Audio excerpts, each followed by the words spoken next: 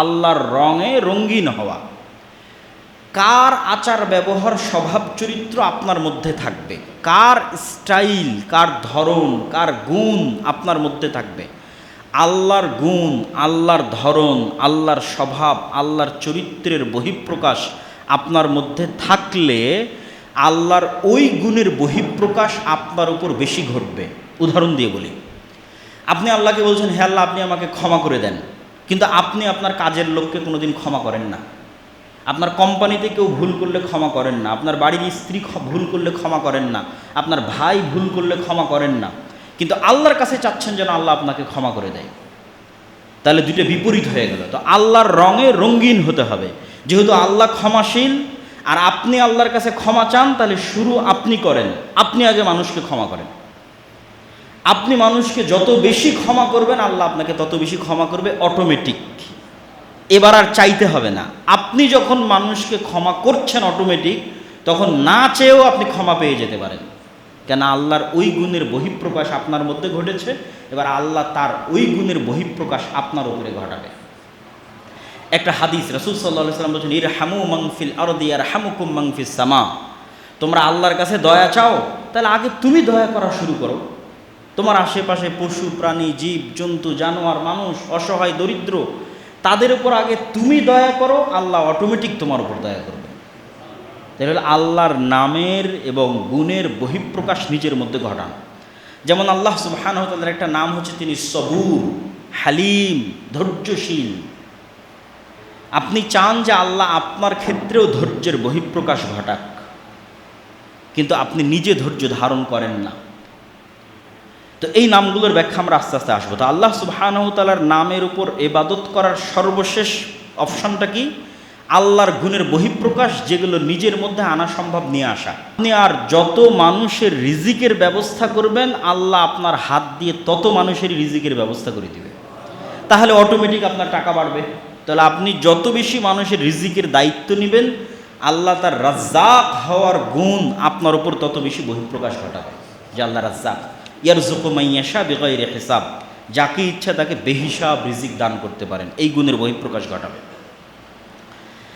আল্লাহ সুবহানাহু ওয়া তাআলার নাম এবং গুণের মধ্যে আমরা প্রথমে আলোচনা করেছি যে আল্লাহ এই নামটা প্রপার নাউন, কোনো ল্যাঙ্গুয়েজে ট্রান্সলেশন সম্ভব নয়, এবং এটা আল্লাহর সর্বশ্রেষ্ঠ এবং সর্বোচ্চ সবচেয়ে মহান নাম।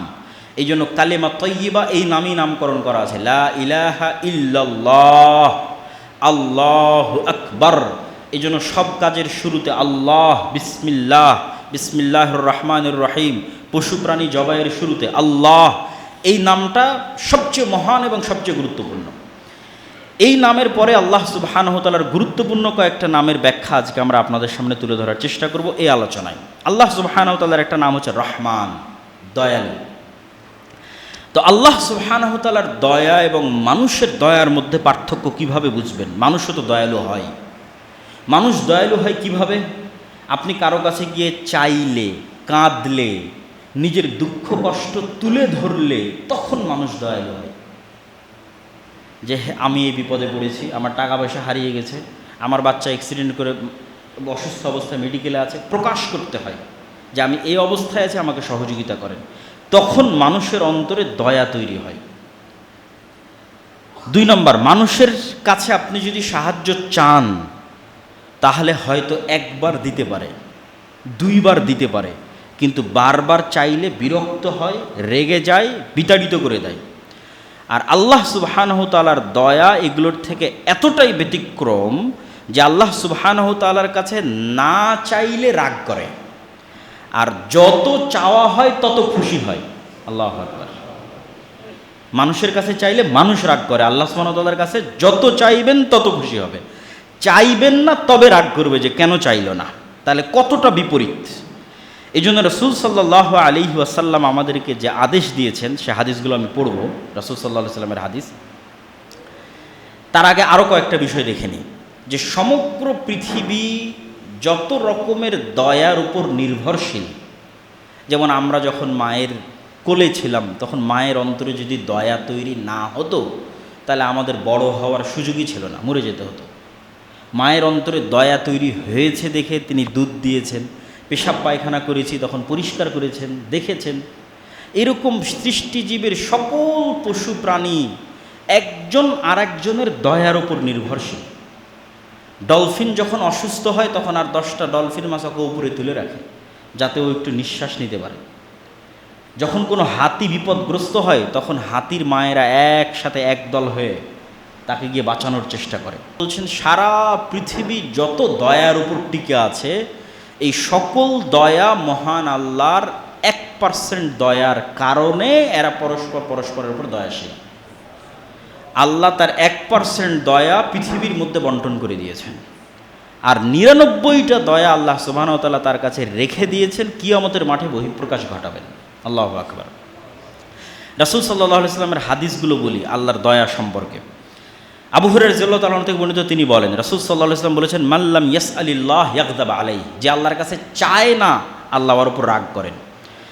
রাসূল সাল্লাল্লাহু আলাইহি ওয়াসাল্লাম বলেন, আনাস বিন মালিক থেকে বর্ণিত, লা ইয়াসআলু আহাদুকুম রাব্বাহ হাজাতাহু কুল্লাহা, তোমাদের সবাই যেন তাদের প্রত্যেকটা প্রয়োজনের কথা আগে আল্লাহকে বলে। হাত্তা শিসা না আলিহি ইদান কাতা, যদি ওর পায়ের জুতার ফিতাও ছিঁড়ে যায় তাহলে আগে যেন আল্লাহকে বলে, আল্লাহ আমার পায়ের জুতার ফিতাটা আপনি ঠিক করে দেন। এই পরিমাণে যেন সে আল্লাহর কাছে চাইতে অভ্যস্ত হয়। কিন্তু দেখবেন মানুষ আল্লাহর কাছে না চেয়ে বড় বড় প্রশাসনের হর্তাকর্তা, ঘুষের লেনদেন, টেবিলের নিচ দিয়ে লেনদেন, মাথা নত করা, ওই জায়গাগুলোতে মানুষ আগে কড়া নাড়ে, কিন্তু রব্বুল আলামিনের কাছে ফিরে যেতে চায় না। অথচ আল্লাহ সুবহানাহু তাআলার রহমত, ওয়াসিআত কুল্লা শাইইন রাহমাহ, রহমানের দয়া থেকে পৃথিবীর একটা সৃষ্টিজীব মুক্ত নয়। কাফের, মুশরিক, ইহুদি, নাসারা, হিন্দু, বৌদ্ধ, খ্রিস্টান, সবার উপর রহমানের দয়া সমানভাবে। রাহিমের দয়া নয়, রাহিমের দয়া শুধু মুমিনদের জন্য, নবীদের জন্য, রাসূলদের জন্য, সিদ্দিকদের জন্য। কিন্তু কমন দয়া যেটা রহমানের দয়া, খেতে পাবে, চলতে পাবে, ফিরতে পাবে, শ্বাস প্রশ্বাস নিতে পারবে, এই দয়া সবার উপর। কেউ যদি আল্লাহকে গালি দেয় তার উপর আল্লাহর দয়া আছে, রহমানের দয়া আছে। ওমর ইবনুল খাত্তাব রাদিয়াল্লাহু তাআলা থেকে বর্ণিত, তিনি বলেন, একদিন কিছু বন্দীকে নিয়ে আসা হলো। তার মধ্যে একজন মহিলা অস্থিরভাবে তার ছোট্ট শিশুকে খুঁজতেছিল। যখন সে ছোট্ট শিশুটাকে পেল, ফাল জাকাতহু বিবাতনিহা ওয়ারদাআতহু, বুকের সাথে জড়িয়ে নিয়ে তাকে দুধ পান করাতে লাগলো। তখন রাসূল সাল্লাল্লাহু আলাইহি ওয়াসাল্লাম বলেন, আতারাউনা হাদিহিল মারআ তারিহাতান ওয়ালাদাহা ফিন্নার, তোমরা কি মনে করো হে সাহাবীরা, এই মহিলা তার বাচ্চাকে আগুনে নিক্ষেপ করতে পারে? তখন সাহাবীরা বলল, লা ওয়াল্লাহ, অসম্ভব, যে মা তার সন্তানকে এত ভালোবাসে সে কেমনে তার সন্তানকে আগুনে নিক্ষেপ করবে। ওয়াহিয়া তাকদিরু আলা আল্লাহ তাতরাহ, ফাকাল রাসূলুল্লাহ সাল্লাল্লাহু আলাইহি ওয়াসাল্লাম, আল্লাহু আরহামু বিইবাদি মিন হাযিহি বিওয়ালাদিহা, এই মা তার সন্তানকে যত ভালোবাসে আল্লাহ তার বান্দাদেরকে তার চেয়ে বেশি ভালোবাসে। এটা হচ্ছে আল্লাহ সুবহানাহু তাআলার দয়া। আল্লাহ সুবহানাহু তাআলার দ্বিতীয় গুণ, যেটা ইসমে আজম হওয়ার সম্ভাবনা আছে, যেটা আয়াতুল কুরসিতে শুরু হয়েছে, আল্লাহু লা ইলাহা ইল্লা হুয়াল হাইয়ুল কাইয়্যুম।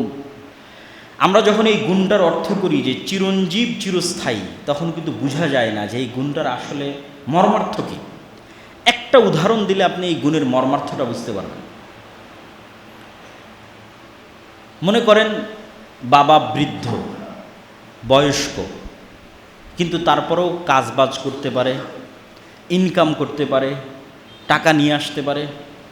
তো এরকম সময়ে ছেলে খুব হতাশ, বাবার ছেলে খুব হতাশ, কেমনে পড়াশোনা করবে, কেমনে শিক্ষা অর্জন করবে, কেমনে বিদেশে যাবে, টাকা পয়সা কেমনে উপার্জন করবে।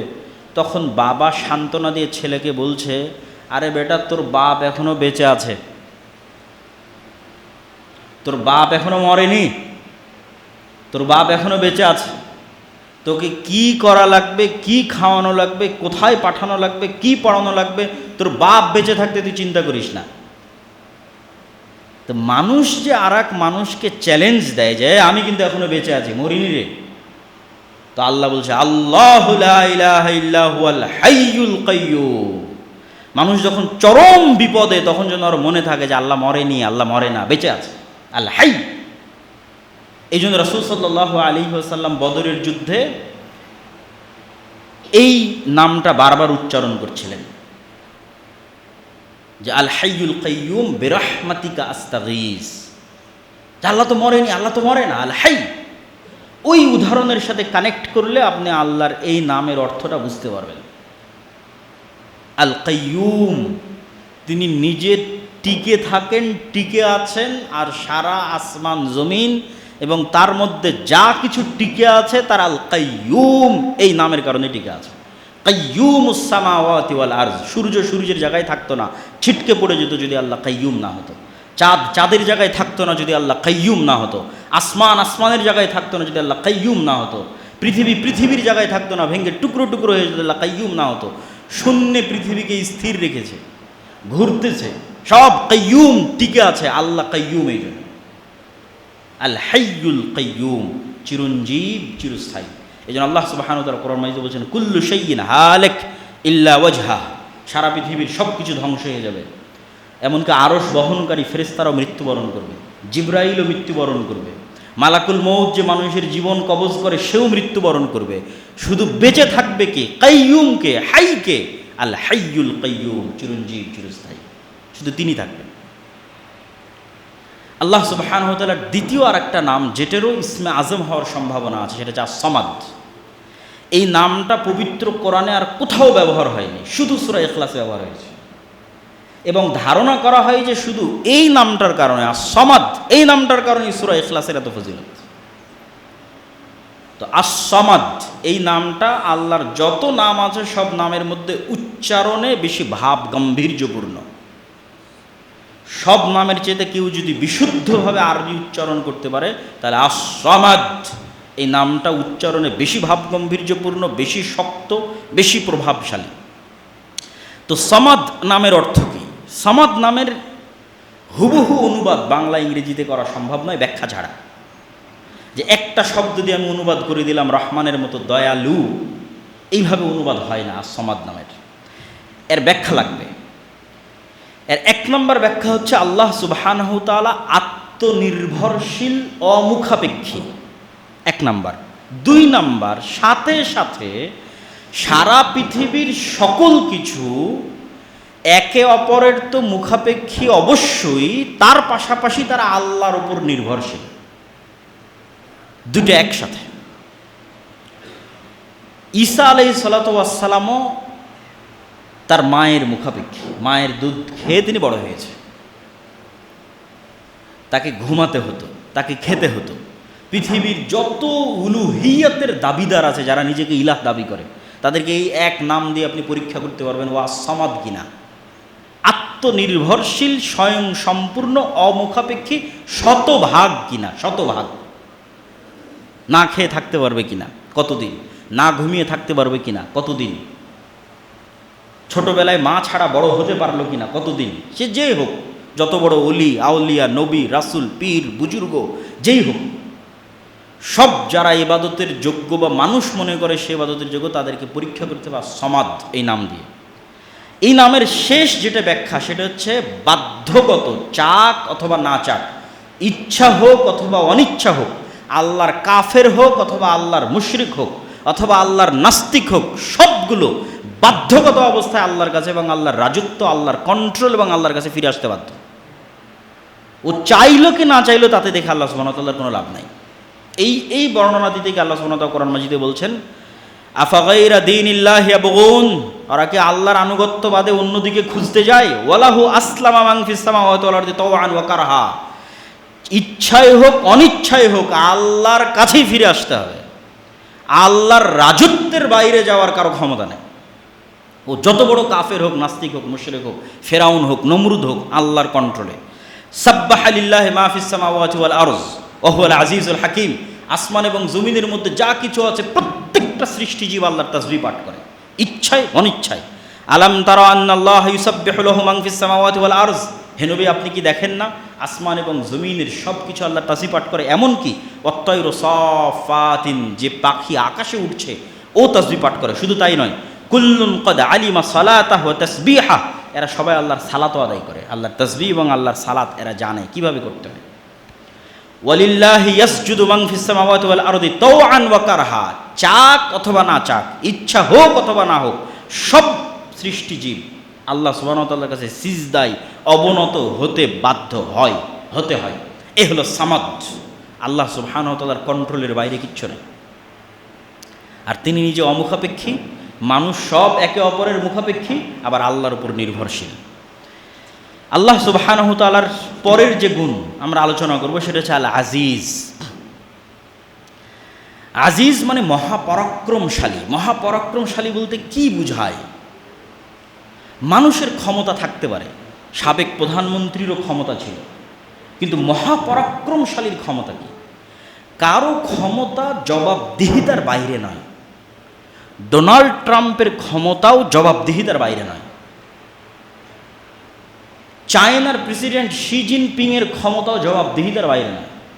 ও কিছু করতে গেলে 10 বার চিন্তা করবে ডোনাল্ড ট্রাম্প কি বলবে, রাশিয়ার প্রেসিডেন্ট ভ্লাদিমির পুতিন কি বলবে। জবাবদিহিতার বাইরে নয়, জবাবদিহিতার আওতায়, প্রশ্নের মুখে। তাহলে মহাপরাক্রমশালী মানে কি? যাকে কেউ প্রশ্ন করতে পারবে না, প্রশ্ন করার সাহস এবং ক্ষমতা রাখে না। এই অর্থটা হচ্ছে আল আজিজ। বাস্তব উদাহরণ দেই। বাস্তব উদাহরণ হচ্ছে আল্লাহ সুবহানাহু ওয়া তাআলা যদি বলে যে আমি ফেরাউন আর নমরুদকে জান্নাতে দিয়ে দিলাম, তাহলে ইব্রাহিম, মুসা আর মুহাম্মদ সাল্লাল্লাহু আলাইহি ওয়াসাল্লাম এই প্রশ্ন করার সাহস রাখেন না, কেন দিলেন?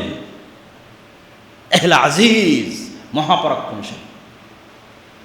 কিন্তু আল্লাহ সুবহানাহু ওয়া তাআলা মহাপরাক্রমশালী এই কথার সাথে কোরআন মাজিদে একবার এক নাম যুক্ত করেন। কোথাও বলেন আজিজুন হাকিম, কোথাও বলেন আজিজুন আলিম, কোথাও বলেন আজিজুন রাহিম। তো যখন যেখানে যে নাম যুক্ত করবে তখন আর একটা ভিন্ন অর্থ দিবে। যেমন সূরা শুআরার মধ্যে আল্লাহ সুবহানাহু ওয়া তাআলা নবীদের ঘটনা বর্ণনা করতে গিয়ে মুসাকে কিভাবে বাঁচালেন, ইব্রাহিমকে কিভাবে বাঁচালেন, ইউসুফকে কিভাবে বাঁচালেন, এগুলোর বর্ণনা দিতে গিয়ে বারবার বলেছেন আমি আজিজুন রহিম, মহাপরাক্রমশালী। আর আমার এই মহাপরাক্রম ক্ষমতার বহিঃপ্রকাশ আমার নবীদের উপর দয়ার কারণে ঘটিয়ে থাকি, সব সময় ঘটাই না।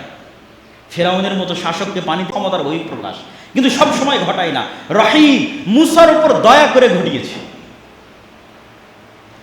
আগুনে ইব্রাহিমকে নিক্ষেপ করা হলো, পুড়ল না, আমি আজিজ, আমার ক্ষমতা আছে, কিন্তু সব সময় এই ক্ষমতা দেখাই না। ইব্রাহিমের উপর আমার দয়া আছে, এই জন্য এই ক্ষমতা দেখিয়েছি। আজিজুন রহিম, মহাপরাক্রমশালী। ক্ষমতা তখনই দেখাই যখন দয়া করি। আজিজুন হাকিম, এটা কোথায় বলবে? আজিজুন হাকিম বলবে যখনই শাস্তির কথা বলবে। ফেরাউনের শাস্তি হোক, নমরুদের শাস্তি হোক, আদ সামুদ যত ক্ষমতাধর আছে সব ক্ষমতাধরকে শাস্তি দিতে বলবে আজিজুন হাকিম।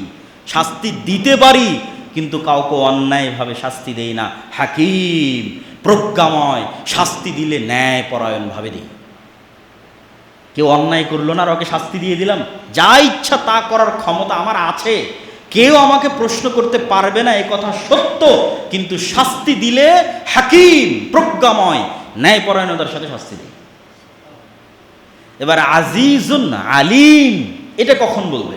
আল্লাহ সুবহানাহু ওয়া তাআলা পবিত্র কোরআন মাজিদে যখনই আসমান জমিন সৃষ্টি রহস্যের বর্ণনা দিয়েছে, প্রত্যেক জায়গায় শেষে বলেছে যালিকা তাকদীরুল আজিজিল আলিম। আসমান বিশাল সৃষ্টি, জমিন বিশাল সৃষ্টি, চন্দ্র সূর্য নক্ষত্র বিশাল সৃষ্টি, এই সব সৃষ্টির ক্ষমতা আমার আছে, আজিজ আলিম। আবার এগুলো কিভাবে কন্ট্রোল করতে হবে, কিভাবে ঠিক রাখতে হবে, কিভাবে রক্ষণাবেক্ষণ করতে হবে, কোথায় কি হচ্ছে সব আমি জানি, আলিম। তো আল্লাহ সুবহানাহু ওয়া তাআলার আজিজ নামের সাথে যখন বিভিন্ন গুণ যুক্ত হবে তখন সেই রিলেটেড অর্থ আমাদের গ্রহণ করতে হবে। আল্লাহ সুবহানাহু ওয়া তাআলার আরেকটা নাম আসসালাম, শান্তি। মানুষের জীবনের সবচেয়ে প্রয়োজন কি? টাকা পয়সা, এসি রুম, ধন দৌলত, বাড়ি গাড়ি সব আছে, কিন্তু জীবনের নিরাপত্তা নাই, সম্মানের নিরাপত্তা নাই। তাহলে কিন্তু এই শান্তির কোনো দাম নাই। তাহলে মানুষের জীবনের 1 নম্বর প্রয়োজন হচ্ছে ওর জীবনের নিরাপত্তা, আর টাকা পয়সার নিরাপত্তা, আর সম্মানের নিরাপত্তা। এটা আল্লাহ জানেন যে মানুষের সবচেয়ে প্রয়োজন হচ্ছে স্থিতিশীল শান্তি, আসসালাম। তো সারা পৃথিবীর সকল শান্তির উৎস হচ্ছে আল্লাহ সুবহানাহু ওয়া তাআলার এই নাম। এই জন্য আল্লাহকে সালাম দেওয়া যায় না, আল্লাহ সুবহানাহু ওয়া তাআলাকে সালাম দেওয়া হারাম, আল্লাহকে সালাম দেওয়া যায় না। কেননা সালামের উৎসই আল্লাহ সুবহানাহু ওয়া তাআলা। তাহলে মানুষ মানুষকে সালাম দিবে এবং আল্লাহ নিজেও তার নবী রাসূলদের উপর সালাম দিতেন, যা কোরআন মাজিদে শুধু নবী রাসূলদের বর্ণনা দিতে গিয়ে আল্লাহ শুধু এই সালাম নামের কথা বলেছেন। সালামুন আলা নূহিন ফিল আলামিন, শান্তি বর্ষিত হোক নূহের উপর। সালামুন আলা ইব্রাহিম, শান্তি বর্ষিত হোক ইব্রাহিমের উপর। সালামুন আলা মূসা ওয়া হারুন, সালামুন কাওলাম মির রাব্বির রহিম। এভাবে আল্লাহ সুবহানাহু ওয়া তাআলা নবীদের বিভিন্ন জায়গায় তাদের উপর শান্তি বর্ষণের কথা বলেছেন, তথা নবীদের সম্মানের নিরাপত্তা, নবীদের জীবনের নিরাপত্তা, নবীদের সকল কিছুর নিরাপত্তার দায়িত্ব আল্লাহ সুবহানাহু ওয়া তাআলা নিয়েছে। আমাদের জীবনেও যদি আমরা সবচেয়ে প্রয়োজন কোন জিনিসটা চাই, তাহলে সালাম। তাহলে এই সালামের জন্য আল্লাহ সুবহানাহু ওয়া তাআলার এই গুণের কাছে আমাদের ফিরে আসতে হবে। আল্লাহ সুবহানাহু ওয়া তাআলার একটা নাম হচ্ছে লতিফ, আল্লাহ সূক্ষ্মদর্শী। ইউসুফ আলাইহিস সালাতু ওয়াস সালামকে কুয়ায় নিক্ষেপ করা হলো, ফেরেশতা গিয়ে উদ্ধার করেনি। ইউসুফ আলাইহিস সালাতু ওয়াস সালামকে মিথ্যা অপবাদ দেওয়া হলো, জিবরাইল এসে বলল না যে ইউসুফ সত্যবাদী, না। ইউসুফ আলাইহিস সালাতু ওয়াস সালামকে জেলখানায় বন্দি করা হলো, ফেরেশতা এসে দেওয়াল ভাঙে ইউসুফকে বের করলো না। তাহলে আল্লাহ কোনো কিছু হুমজিক্যালি হঠাৎ করে ঘটান না। লতিফ, খুবই সূক্ষ্ম প্ল্যান আল্লাহ সুবহানাহু ওয়া তাআলার। মানুষ এই জন্য এখন মনে করবে এটা আমার জন্য অকল্যাণকর, কিন্তু আল্লাহ জানে এর পিছনে কি কল্যাণ আছে। তাৎক্ষণিক দৃষ্টিতে ইউসুফের কুয়ায় নিক্ষেপ হওয়া অকল্যাণকর, কষ্টদায়ক। তাৎক্ষণিক দৃষ্টিতে ইউসুফের উপর অপবাদ অকল্যাণকর, 7 বছরের জেল খাটা অকল্যাণকর, কিন্তু আল্লাহ জানেন এই প্রত্যেকটা ধীরে ধীরে কেটে যাবার, আমি এভাবে ইউসুফকে রাজত্ব দান করব মিশরের।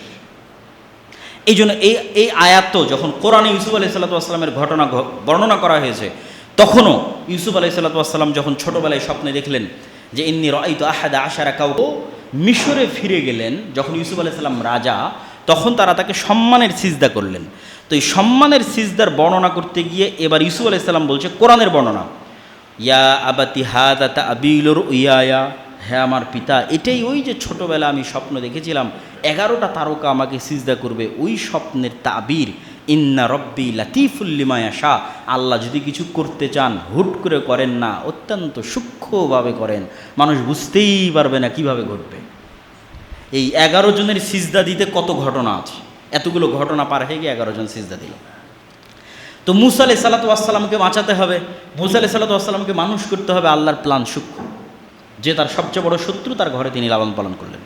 মুহাম্মদ সাল্লাল্লাহু আলাইহি ওয়াসাল্লাম যখন শিয়াবে আবি তালেবে তথা গৃহবন্দী অবস্থায়, কুরাইশরা গৃহবন্দী করে রেখেছে বানু হাশেম এবং বানু মুত্তালিব গোত্রকে, কোনো খাবার নাই, 3 বছর যাবৎ গৃহবন্দী। এই 3 বছরে আস্তে আস্তে ঘুনে পোকা ওই গৃহবন্দির ঘোষণা যেটা কাবা ঘরে লাগানো ছিল ওটা খেতে থেকেছে 3 বছরে খেয়ে শেষ করে দিয়েছে, এরা কেউ খুলে দেখেনি। এবার মুহাম্মদ সাল্লাল্লাহু আলাইহি ওয়াসাল্লাম তার চাচা আবু তালেবকে বলছে, চাচা, কাবা ঘরে যে চুক্তিপত্র লেখা আছে আমাদের গৃহবন্দির, ওটা ঘুনে পোকা খেয়ে শেষ করে দিয়েছে, অন্য তো নাই, ওখানে যাওয়ারই সুযোগ নাই, বন্দি অবস্থায় আছে। তখন আবু তালেব আবু জাহেলদেরকে ডাক দিয়ে বলছে, আমার ভাতিজা সত্য বলে, আমার ভাতিজা বলেছে কাবা ঘরে তোমরা যে চুক্তিপত্র লিখে রেখেছো গৃহবন্দির, ওটা উই পোকা খেয়ে শেষ করে দিয়েছে। যদি আমার ভাতিজার কথা সত্য হয় গৃহবন্দী মুক্ত করে দিতে হবে, আর যদি আমার ভাতিজার কথা মিথ্যা হয় তাহলে মুহাম্মদ সাল্লাল্লাহু আলাইহি ওয়াসাল্লামকে তোমরা যা করতে চাও করতে পারো, আমার কোনো আপত্তি নেই। খুলে দেখা গেল কাবা ঘর থেকে পাতা খুলে দেখা গেলো, হ্যাঁ আসলে ঘুই পোকা খেয়ে শেষ করে দিয়েছে। তো মুহাম্মদ সাল্লাল্লাহু আলাইহি ওয়াসাল্লামের মতো শ্রেষ্ঠ নবীকে গৃহবন্দী থেকে মুক্ত করতে হবে, তো আল্লাহর প্ল্যান কত সূক্ষ্ম, যেই পর্যন্ত মানুষের চিন্তা শক্তিও যেতে পারে না। এইভাবে আল্লাহ সুবহানাহু ওয়া তাআলা সাহায্য আসে, এইভাবে আল্লাহ সুবহানাহু ওয়া তাআলা প্ল্যান করে। অতএব আপনি কখনো বিপদে আছেন, কখনো সমস্যায় আছেন, যদি হতাশ হন তাহলে হবে না। আল্লাহর এই নামের কথা স্মরণ রাখতে হবে, লতিফুল লিমা ইয়াশা। আল্লাহ সুবহানাহু ওয়া তাআলা হালিম এবং সবুর, ধৈর্যশীল। কেন ধৈর্য ধারণ করেন, কি কারণ? আমেরিকা ইসরায়েল এত অত্যাচার করতেছে, আল্লাহ এত ধৈর্যশীল কেন? আল্লাহ যদি ধৈর্যশীল না হতো তাহলে সবার আগে বিপদে পড়তো মুমিনেরা। কেন মুমিনেরা বিপদে পড়তো? তাহলে আপনি একটা পাপ করলে সাথে সাথেই শাস্তি আসা লাজিম। কেন আল্লাহ ধৈর্যশীল নয়? আপনি চাচ্ছেন যে আমেরিকা ইসরায়েল পাপ করতেছে, ওর উপর আল্লাহ শাস্তি দিক, তাহলে এবার আপনি যে পাপ করতেছেন তা আপনার উপর তো সাথে সাথে শাস্তি আসবে, তখন আপনি কোথায় যাবেন? তো আল্লাহ সুবহানাহু ওয়া তাআলার ধৈর্যের গুণ মুমিনকে উপকার দেয় কিভাবে? ক্ষমা চাওয়ার সুযোগ দেয়। ভুল করেছো, আল্লাহ ধৈর্য ধারণ করছে, ক্ষমা চাও। আর কাফের মুশরিককে বিপদে ফেলে কিভাবে? ও তো মনে করছে আরে আমি তো এত অন্যায় করি, কই কেউ তো আমাকে ধরে না, তখন আরও অন্যায় করে, ধোঁকা। কিন্তু যখন আল্লাহ সুবহানাহু ওয়া তাআলা ধরবেন তখন ইন্না বাতশা রাব্বিকা লাশাদীদ, খুব শক্তভাবে ধরবেন। তাহলে আল্লাহ সুবহানাহু ওয়া তাআলার ধৈর্য আছে মানে আল্লাহ ছেড়ে দিচ্ছেন এটা কখনোই নয়, কিন্তু এর মধ্যে মুমিনদের উপকার আছে। এই জন্য রাসূল সাল্লাল্লাহু আলাইহি সাল্লাম একটা হাদিসে বলছেন, লাইসা আহাদুন আসবারা আলা আযান সামিআহু মিনাল্লাহ। আল্লাহ সুবহানাহু ওয়া তাআলার চাইতে আসমান এবং জমিনের মধ্যে কেউ ধৈর্যশীল নাই। ওয়ালাউ ইউআখিযুল্লাহু আন-নাসা বিজুলমিহিম, যদি আল্লাহ মানুষকে শাস্তি দিতে চাইতো মানুষের পাপের কারণে, সাথে সাথে মা তারাকা আলাইহা মিন দাব্বা, তাহলে পৃথিবীতে একটা প্রাণীও বেঁচে থাকতো না। সবার আগে আমরাই বিপদের মুখোমুখি হতাম। তাহলে আল্লাহ সুবহানাহু ওয়া তাআলার ধৈর্যের গুণ থাকাতে মুমিনদের লাভ আছে, আর কাফেরদের ক্ষতি কোথায়? এই জন্য ধৈর্যের গুণ সর্বশ্রেষ্ঠ। 5 জন নবী সকল নবীর উপর শ্রেষ্ঠত্বের আসনে গেছে শুধু একটা গুণে শ্রেষ্ঠ হওয়ার কারণে, সেটা ধৈর্য। 5 জন নবী, নূহ, ইব্রাহিম, মূসা, ঈসা, মুহাম্মদ সাল্লাল্লাহু আলাইহি ওয়াসাল্লাম, এই 5 জন নবী আর বাকি নবীকে অতিক্রম করে সর্বশ্রেষ্ঠ হয়েছে। কেননা তারা একটা গুণে আর অন্য সকল নবীকে পার করে গেছে, সেটা হচ্ছে ধৈর্যের গুণ। এই জন্য আল্লাহ কোরআনে আদেশ দিয়ে বলছে, ফাসবির কামা সাবারা উলুল আজমি মিনার রসুল, ধৈর্য ধারণ করেন দৃঢ় সংকল্পবদ্ধ ধৈর্য ধারণকারী রাসূলদের মতো। ধৈর্যের গুণ অতি মহৎ। আল্লাহ কোরআন মাজিদে সালাতের সাথে ধৈর্যকে যুক্ত করেছেন, তাকওয়ার সাথে, কৃতজ্ঞতার সাথে, সৎকর্মের সাথে। এমন কিছু নয় যার সাথে আল্লাহ সুবহানাহু ওয়া তাআলা যুক্ত করেননি। বিস্তারিত জুমার খুতবায় বলার সুযোগ পাচ্ছি না। ধৈর্য কয় জায়গায় বহিঃপ্রকাশ ঘটবে? 3 জায়গায়। সৎ আমলে ধৈর্য ধারণ, পাপ থেকে বিরত থাকতে ধৈর্য ধারণ, বিপদে আপদে ধৈর্য ধারণ। সৎ আমলে ধৈর্য কি? চিন্তা করলাম যে আজ থেকে 5 ওয়াক্ত সালাত আদায় করব, 2 দিন করে আর নাই, তাহলে কি নাই? ধৈর্য নাই। চিন্তা করলাম আজ থেকে প্রতিদিন কোরআন তেলাওয়াত করব, 2 দিন কোরআন তেলাওয়াত করে আর নাই, তাহলে কি নাই? ধৈর্য নাই। তাহলে সৎ আমল করতে সবচেয়ে জরুরি কি লাগে? ধৈর্য। পাপ থেকে বিরত থাকতে ধৈর্য। চিন্তা করলাম আর অশ্লীল দৃশ্য দেখব না, 2 দিন থামার পর আবার দেখলাম, ধৈর্য নাই। অন্তরের উপর কন্ট্রোল নাই। হারাম খাবো না, 2 দিন থামার পর খেলাম। সিগারেট খাবো না, 10 দিন থামার পর খাওয়া শুরু করে দিলাম, কি নাই? ধৈর্য নাই। তাহলে মানুষের সবচেয়ে প্রয়োজনীয় গুণ হচ্ছে ধৈর্য। আর সর্বশ্রেষ্ঠ হচ্ছে বিপদে আপদে ধৈর্য। বিপদে আপদে ধৈর্যের ক্ষেত্রে অসংখ্য ফজিলতের হাদিস আছে, সেগুলো বলার মতো এখানে সময় করতে পারছি না, কারণ আরও 2-1টা গুণ আল্লাহ সুবহানাহু ওয়া তাআলার বলবো।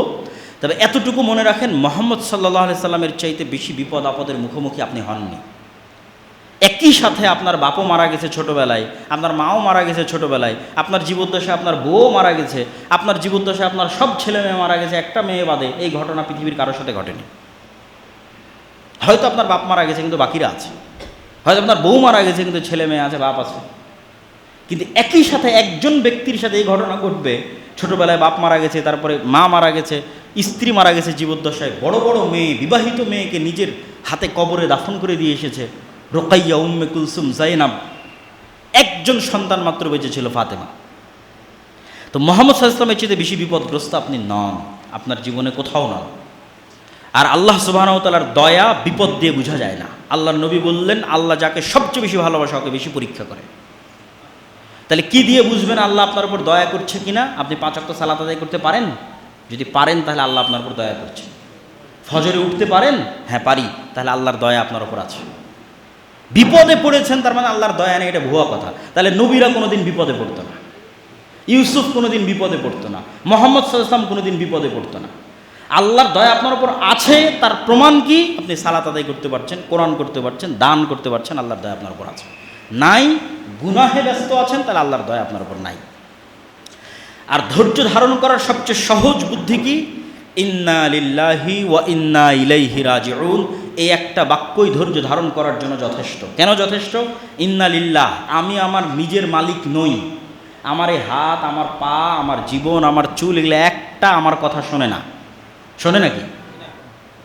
আপনি এখন গোস্ত খান, খেয়ে বলেন যে এটাকে তুমি প্রোটিন হিসেবে না, এটাকে তুমি অন্য একটা হিসেবে গ্রহণ করো। অথবা চিনি খান, চিনি খেয়ে বলেন আপনার শরীরকে যে এটাকে তুমি সুগার হিসেবে না, এটাকে প্রোটিন হিসেবে গ্রহণ করো। শরীর আপনার কথা শুনবে? 1 সেকেন্ডের জন্য শরীর আপনার কথা শোনে না। শরীরকে যেই মেকানিজমে সেট করা আছে ওটা পৃথিবীর কোনো ডাক্তার লঙ্ঘন করতে পারবে না। তাহলে শরীর কার কথা শোনে? আল্লাহ সুবহানাহু ওয়া তাআলার কথা শোনে। তাহলে আপনার শরীরের মালিক কে? তো যখন আপনি আপনার নিজেরই মালিক হলেন না, তাহলে আপনার টাকার মালিক কে? আপনার ছেলের মালিক কে? আপনার বাড়ির মালিককে আল্লাহ। এবার ওয়া ইন্না ইলাইহি রাজিউন, আর একদিন না একদিন আমাকে আল্লাহর কাছে যেতেই হবে।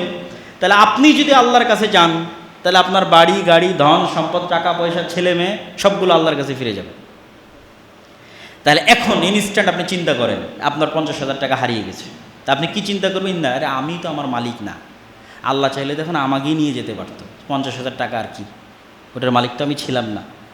মনে করেন আপনার ছেলে মারা গেছে, তো ইন্না লিল্লাহ, আরে আমি তো আমার নিজের মালিক না, চাইলে তো এখন আল্লাহ আমাকেই নিয়ে যেতে পারতো, তো আমার ছেলের মালিক কেমনি আমি হব? আমার ছেলেকে আল্লাহ নিয়ে চলে গেছে। ওয়া ইন্না ইলাইহি রাজিউন, আচ্ছা আজকে যাইনি, কাল তো যেতে হবে, আজ বেঁচে গেছি কিন্তু কাল তো যেতে হবে। এই একটা বাক্য ধৈর্য ধারণের জন্য যথেষ্ট। আল্লাহ সুবহানাহু ওয়া তাআলার একটা গুণ হচ্ছে শাকুর, আল্লাহ শুকরিয়া আদায়কারী। আল্লাহর শুকরিয়া আদায়ের কি দরকার? এটা একটা ব্যতিক্রম গুণ। আপনি মানুষের উপকার করবেন, শুকরিয়া আদায় করবে আল্লাহ। মনে করেন আপনি টাকা দিয়ে কাউকে হেল্প করলেন, ওই টাকাটা আপনাকে কে দিয়েছে? আল্লাহ দিয়েছে। টাকাটা কি আপনি আল্লাহকে দিলেন না আর এক মানুষকে দিলেন? আর এক মানুষকে দিলেন, কিন্তু শুকরিয়া কে আদায় করবে? টাকাও দিল আল্লাহ, ওই টাকাটা আল্লাহ নিজে নিল না, কিন্তু উনি শুকরিয়া আদায় করবে। এই জন্য মানুষকে উপকার করে মানুষের শুকরিয়া চাইয়েন না, মানুষের কৃতজ্ঞতা চাইয়েন না। কৃতজ্ঞতা কে স্বীকার করবে? আল্লাহ। একটা পতিতালয়ের মহিলা একটা কুকুরকে পানি পান করিয়েছে, তো হিসাবে কৃতজ্ঞতা আদায় করা উচিত কুকুরের। তো কুকুর আর কতটুকু কৃতজ্ঞতা আদায় করবে? সর্বোচ্চ মনিবের অনুগত থাকবে। আর কৃতজ্ঞতা যদি আল্লাহ আদায় করে, তাহলে সব গুনাহ ক্ষমা করে দিয়ে জান্নাতে দিয়ে দিয়েছে।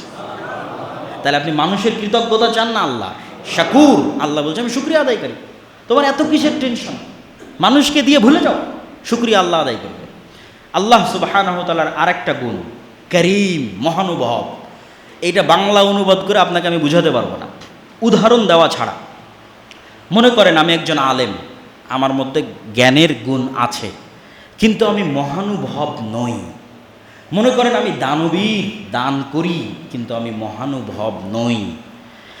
মনে করেন যে আমি অন্যের উপকার করি, পরোপকারী, কিন্তু আমি মহানুভব নই। তিনজন মানুষের নাম বললাম, একটা আমি দানবীর, আমি পরোপকারী, আমি জ্ঞানী, কিন্তু মহানুভব নই, করিম নই। কেমনে বুঝবেন করিম নই? আমি জ্ঞানী, অনেক জানি, কিন্তু আর এক আলেমের সাথে হিংসা করি, তাহলে আমি করিম নই, মহানুভব নই, হৃদয় প্রশস্ত নয়। আমি দানবীর, কোটি কোটি টাকা আছে, দান করতে পারি, কিন্তু দান করে খোটা দেই, আমি করিম নই। আল্লাহ করিম, মহানুভব, দেন, দিয়ে কোনোদিন খোটা দেন না। এই গুণ বুঝতে বছরকে বছর পার হয়ে যাবে যে করিম গুণ কি, কি এমন গুণ যার নাম করিম, কারামা, মহানুভবতা কি। আপনি আর এক মানুষের উপকার করেন, পরোপকারী, কিন্তু আপনার যদি কেউ ক্ষতি করে প্রতিশোধ না নিয়ে ছাড় দেন না। কিন্তু আল্লাহ করিম, মহানুভব। তো আল্লাহর নবীদের মধ্যেই গুণ ছিল। ইউসুফ আলাইহিস সালাতু ওয়াস সালাম করিম, করিম ইবনুল করিম। ভাইয়েরা তাকে হত্যার ষড়যন্ত্র করেছে, উনি প্রতিশোধ নেননি, কেন? উনি করিম। মুহাম্মদ সাল্লাল্লাহু আলাইহি ওয়াসাল্লাম করিম, মহানুভব। মক্কার মানুষ, তায়েফের মানুষ ওনার উপর কি জুলুম, কি নির্যাতন করেছে, প্রতিশোধ চাননি, ধ্বংসের দোয়া করেননি, কেন? উনি করিম, ওনার হৃদয় প্রশস্ত, উনি করিম। এই জন্যই আবু সুফিয়ান ইসলাম গ্রহণ করতে পেরেছে, কেন? আবু সুফিয়ানকে উনি কোনোদিন ব্যক্তিগত আক্রমণ করেননি। যদি একবারও আবু সুফিয়ানকে ব্যক্তিগত আক্রমণ করতেন, আবু সুফিয়ান ইসলাম গ্রহণ করতে পারত না। কিন্তু মুহাম্মদ ইসলাম করিম, মহানুভব।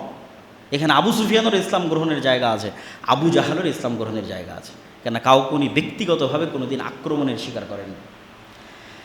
আল্লাহ সুবহানাহু ওয়া তাআলার যে গুণের আলোচনা করে আজকের বক্তব্য শেষ করব, আল ওয়াকিল। মামলার সময় দায়িত্ব দেন। আপনি মামলা পরিচালনা করা জানেন না, উকিল জানে, তাই ওকে দায়িত্ব দিয়েছেন। তো আল্লাহ বলছে তোমরা আমাকে ওয়াকিল বানাও, ফাত্তাখিযহু ওয়াকিলা। আমি ওয়াকিল, আমাকে ওয়াকিল বানাও। তো আল্লাহকে আপনি কেমনে ওয়াকিল বানাবেন, দায়িত্বশীল কেমনে বানাবেন, কেন বানাবেন? তিনটা কারণ আল্লাহ কোরআন মাজিদে উল্লেখ করেছে, যেই কারণে আল্লাহকে দায়িত্বশীল করতে হবে। উদাহরণ নাম্বার 1, আপনি মৃত্যুবরণ করতেছেন হঠাৎ, তা আপনি বলতেছেন আপনার ছেলেকে অথবা আপনার ভাইকে, ভাই আমার ছোট ছোট ছেলে মেয়ে রেখে গেলাম, একটু তুই দেখে রাখিস। এটা দায়িত্ব দেওয়া। আল্লাহ বলতেছে তুমি তোমার যে ভাইকে দায়িত্ব দিয়ে যাচ্ছ ও তো এখনই মরে যেতে পারে, ও তো এখনই অ্যাক্সিডেন্টের শিকার, ও নিজেও মরে যাবে। যাকে দায়িত্ব দিচ্ছ যে আমার ছেলে মেয়েদের দেখে রাখিস, তো আল্লাহ বলছে ওয়াতাওয়াক্কাল আলাল হাই আল্লাযী লা ইয়ামুত, দায়িত্ব যদি দেওয়ার দরকার হয় ওকে দাও যে কোনোদিন মারা যাবে না। আল্লাহু আকবার। আলাল হাই, আল্লাহকে দায়িত্ব দাও যে আল্লাহ আমার ছেলে মেয়ে অসহায় অসুস্থ দুর্বল রেখে গেলাম, তুমি দেখি। যাকে দায়িত্ব দেবে না তো মরে যাবে। এক নম্বর কারণ কেন আল্লাহকে দায়িত্ব দিতে হবে। দুই নম্বর কারণ, মনে করেন বাংলাদেশের সকল ক্ষমতার মালিক আপনি, প্রধানমন্ত্রী, আপনারও কেন আল্লাহকে দায়িত্ব দেওয়ার প্রয়োজন হতে পারে। আপনি যদি আমেরিকা যান, ইউরোপ যান, বাংলাদেশের সরকারের উচ্চ পর্যায়ে আপনার যোগাযোগ আছে, কিন্তু আমেরিকাতে রাস্তার কুকুরের সমান মর্যাদা নেই। মানে বাংলাদেশে কোনো সমস্যা হলে আপনি ট্যাকেল দিতে পারবেন, কিন্তু আমেরিকায় পারবেন না। এবার আল্লাহ সুবহানাহু ওয়া তাআলা বলছে রব্বুল মাশরিক ওয়াল মাগরিব লা ইলাহা ইল্লাহু ফাত্তাখিযহু ওয়াকিলা। পৃথিবীর সবই যেহেতু আল্লাহ সুবহানাহু ওয়া তাআলার কন্ট্রোলে, আমেরিকায় থাকো আর বাংলাদেশে থাকো, আল্লাহর রাজত্বের বাইরে নয়, তাহলে দায়িত্ব আগে কাকে দাও? আল্লাহকে। উনি সমানভাবে তোমাকে বাংলাদেশে যতটুকু সহযোগিতা করতে পারবে, আমেরিকার মাটিতেও অতটুকুই সহযোগিতা করার একমাত্র ক্ষমতাধর আল্লাহ। তাহলে সমানভাবে কাকে দায়িত্ব? আল্লাহকে। ওয়ালিল্লাহি মা ফিস সামাওয়াতি ওয়া মা ফিল আরদ ওয়া কাফা বিল্লাহি ওয়াকিলা, দায়িত্বশীল হিসেবে আল্লাহ যথেষ্ট। 3 নাম্বার, মনে করেন যে আপনি এখন আমেরিকারই প্রেসিডেন্ট, মানে শক্তির দিক থেকে বিবেচনা করে বলতেছে আর কি, 3 নাম্বার উদাহরণ দেওয়ার জন্য।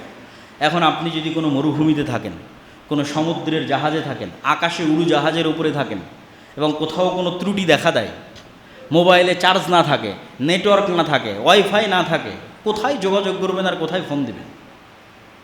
কে শুনবে আপনার কথা? কে বাঁচাবে আপনাকে? আল্লাহ বলছেন ওয়াতাওয়াক্কাল আলাল্লাহ ইন্নাহু হুয়াস সামিউল আলিম। মরুভূমিতে থাকো আর আমাজন জঙ্গলে থাকো আর সমুদ্রের অতল গহ্বরে থাকো আর উড়োজাহাজে থাকো, সব জায়গায় আল্লাহর সাথে যোগাযোগ করার জন্য মোবাইল নেটওয়ার্ক কিচ্ছু লাগবে না। সামিউল আলিম, সর্বাবস্থায় তিনি শুনেন এবং দেখেন। অতএব সবার আগে যদি দায়িত্ব দেওয়ার দরকার হয়, কাকে দায়িত্ব দাও? আল্লাহকে দায়িত্ব দাও। এই জন্য আল্লাহ আল ওয়াকিল, দায়িত্ব পালনে সবচেয়ে ক্ষমতাশীল। আল্লাহ সুবহানাহু ওয়া তাআলার আরও গুণ আছে, আজকে এই কয়েকটা গুণের আমরা আলোচনা করলাম। আল্লাহর পথে যাত্রা এই বই থেকে আল্লাহ সুবহানাহু ওয়া তাআলা আমাদের এই গুণগুলো বুঝার, মানার এবং আমল করার তৌফিক দান করুক। আল্লাহুম্মা আমিন। আলহামদুলিল্লাহ ওয়াহদা ওয়াসসালাতু ওয়াসসালামু আলা মান লা নাবিয়্যা বা'দা। ইয়া আইয়ুহাল্লাযীনা আমানু সাল্লু আলাইহি ওয়া সাল্লিমু তাসলিমা। আল্লাহুম্মা সাল্লি আলা মুহাম্মাদ ওয়া আলা আলি মুহাম্মাদ কামা সাল্লাইতা আলা ইব্রাহিম ওয়া আলা আলি ইব্রাহিম ইন্নাকা হামিদুম মাজিদ। আল্লাহুম্মা বারিক আলা মুহাম্মাদ ওয়া আলা আলি মুহাম্মাদ কামা বারাকতা আলা ইব্রাহিম ওয়া আলা আলি ইব্রাহিম ইন্নাকা হামিদুম মাজিদ। রব্বিরহামহুমা কামা রাব্বায়ানি সগীরা, রব্বিরহামহুমা কামা রাব্বায়ানি সগীরা, রব্বিরহামহুমা কামা রাব্বায়ানি সগীরা। আল্লাহুম্মা আনসুরিল মুমিনিনাল মুসলিমিনাল মাজলুমিনাল মুজাহিদিনা ফি ফিলিস্তিন। আল্লাহুম্মা আনসুরিল মুমিনিনাল মুসলিমিনাল মাজলুমিনাল মুজাহিদিনা ফি ফিলিস্তিন।